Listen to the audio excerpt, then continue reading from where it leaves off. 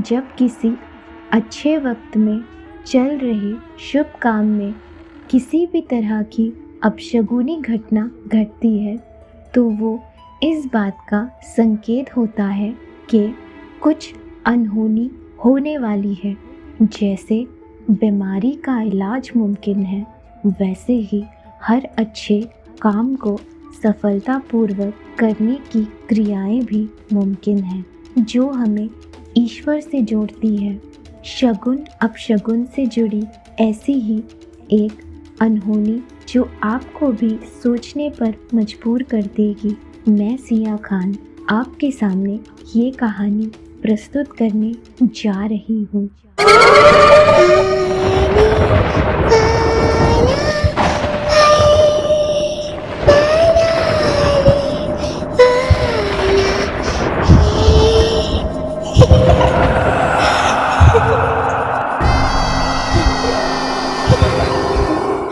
Megha Sahay health and wellness अस्पताल की young और होनहार डॉक्टर थी। दिल की बहुत नरम, पर पेशेंट्स को डांटने में भी पीछे नहीं रहती थी। मेघा ने काफ़ी सारे केस हैंडल किए थे, ऑपरेशन से लेकर क्रिटिकल कंडीशन तक। मेघा सारे केसेस में अपनी जी जान लगा देती थी। मेघा ने हर किसी के दिल में अपने लिए इज्जत बनाई थी। एक तरफ मेघा का अस्पताल और दूसरी तरफ उसकी निजी जिंदगी। राहुल, बहुत जल्द राहुल और मेघा की शादी होने वाली थी। राहुल और मेघा दोनों ही अलग अलग अस्पताल में डॉक्टर थे। सब कुछ अच्छा चल रहा था। अब राहुल और मेघा की शादी की डेट भी फिक्स होने वाली थी, पर एक चिंता मेघा को खाए जा रही थी और वो चिंता थी मेघा का मांगलिक होना।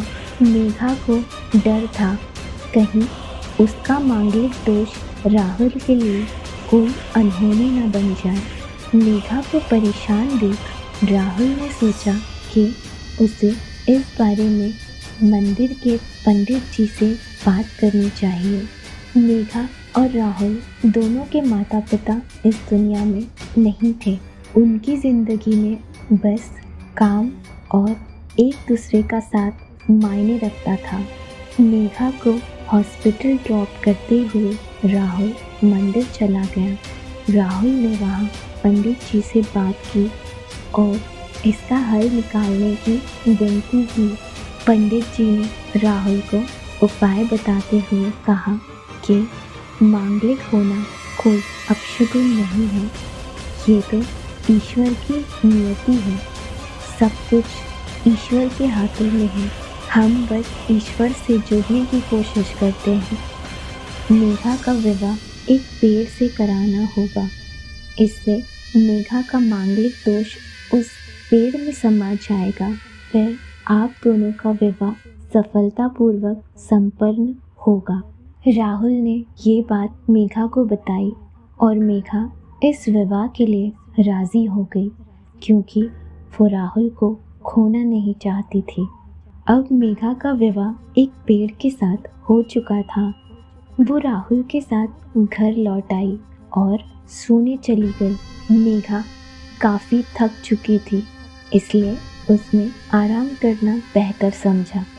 आधी रात को किचन से कुछ गिरने की आवाज़ आई। उस आवाज़ से मेघा की नींद खुल गई और वो उठकर किचन की ओर जाने लगी। जब मेघा किचन के अंदर दाखिल हुई, उसने देखा कि फर्श पर कांच का ग्लास गिर के टूट गया है। मेघा फर्श से कांच का ग्लास उठाने लगी और उसी दौरान कांच का एक टुकड़ा मेघा के हाथ में चुभ गया और मेघा के हाथों से खून निकलने लगा। मेघा फौरन किचन से निकलकर हॉल की तरफ गई और अपने हाथों को साफ करते हुए बैंडेज किया। फिर मेघा किचन में वापस लौटी तो उसने देखा कि फर्श साफ है, वहाँ पर कोई कांच का ग्लास नहीं टूटा है। मेघा सोचने लगी कि आखिर ये कोई सपना है या हकीकत में ऐसा कुछ घट रहा है। किचन से निकलकर मेघा अपने कमरे में जाने लगी। तभी मेघा को एहसास हुआ कि उसके पीछे कोई खड़ा है। डरते डरते मेघा पीछे मुड़ी तो देखा कि वो एक भयानक सा चेहरा था। मेघा की चीख निकल गई और इस हादसे से उसकी नींद खुल गई। नींद से उठते ही मेघा को ये आभास हुआ कि वो एक बुरा सपना था जो उसे पहली बार आया। मेघा तैयार होकर अस्पताल की ओर निकल पड़ी। अस्पताल में एक जला हुआ केस आया था। एक आदमी जिसका शरीर पूरी तरह से जल चुका था। उसके जले हुए शरीर को देखते ही मेघा को अपना बुरा सपना याद आने लगा और वो थोड़ा सहम सी गई। पूरी तरह जलने की वजह से उस बॉडी की शिनाख्त नहीं हो पा रही थी। मेघा ने अस्पताल से छुट्टी लेने का फैसला किया ताकि वो अपना कुछ वक्त अपनी शादी की शॉपिंग और प्लानिंग में राहुल के साथ दे सके। मेघा अस्पताल से घर की ओर लौट रही थी। तभी अचानक मेघा की एक्टिवा बंद हो गई। शाम का वक्त था और सुनसान सड़क थी। मेघा ने राहुल को कॉल किया पर राहुल का कॉल नहीं लगा क्योंकि उस दिन राहुल एक ऑपरेशन केस हैंडल कर रहा था, जिस वजह से मेघा को अकेले ही घर लौटना पड़ा। अब बीच रास्ते में एक्टिवा खराब हो गई। कोई साधन नज़र नहीं आ रहा था। मेघा एक्टिवा स्टार्ट करने की कोशिश करने लगी। तभी उसे किसी की सिसकियों की आवाज़ आने लगी। सड़क के किनारे झाड़ियों में कोई रो रहा था। मेघा ने आवाज़ लगाई, कौन है वहाँ? क्या हुआ है आपको? पर कोई जवाब नहीं आया। मेघा उन झाड़ियों की ओर बढ़ने लगी। वो जैसे ही थोड़े अंदर गई तो उसने देखा एक पेड़ पर बिना सिर वाला धड़ उल्टा लटक रहा था। अंधेरे में इस तरह का भयानक नज़ारा देख कोई भी दंग रह जाता। मेघा वहाँ से चीखते हुए तेजी से भागी और एक्टिवा तक पहुँची। मेघा बहुत डर गई थी। उसने एक्टिवा स्टार्ट करने की बहुत कोशिश की और अंत में एक्टिवा स्टार्ट हो गई। मेघा तेज़ी से वहाँ से निकली पर अचानक उसके सामने वो बिना सिर वाला धड़ आ गया और मेघा की एक्टिवा एक पेड़ से जा टकराई। तभी अचानक मेघा को आवाज़ें सुनाई देने लगी। मेघा ने अपनी आंखें खोली तो देखा कि वो अस्पताल के एक बेड पर है। राहुल भी वहाँ था। राहुल ने बताया कि मेघा एक जली हुई लाश को देखकर बेहोश हो गई थी और उसे अब होश आया है। मेघा ने राहुल को सारी बातें बताई। दोनों ही हादसा ख्वाब कैसे हो सकता है? इतना खौफनाक और डरावना ख्वाब किसी अनहोनी की तरफ इशारा कर रहा था। मेघा का मन घबराने लगा।